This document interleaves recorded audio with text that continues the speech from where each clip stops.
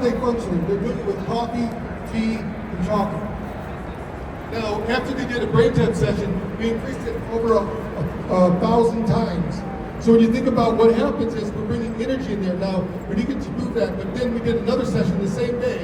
You can see 1320, 1352, we took it up to 21%. This doctor blew my mind because after I showed him this, he goes, is this something they have to do every day? And I said, what do you mean? He goes, well, if I get this, do I have to do this every day? I said, no, if you live on Gilligan's Island, you don't have to. You know, where all you have to think about is Marion and Ginger. Because if stress is happening, your brain is going to look like this. Now, another day, his brain might not look like that. But that day, his brain was stressed because he got hit with something. So I told him, I said, have you ever prescribed medicine to somebody and say you got to take this the rest of your life? He said, yeah, we do that all the time. I said, this meditation is your medication because the most underprescribed nutrient on earth is light.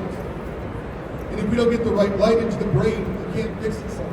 The brain will fix itself. Now in 1994, this blows people's minds because our National Institute of Health said that all of our illness starts in the field. You heard me right. This isn't a metaphysical conference. This is our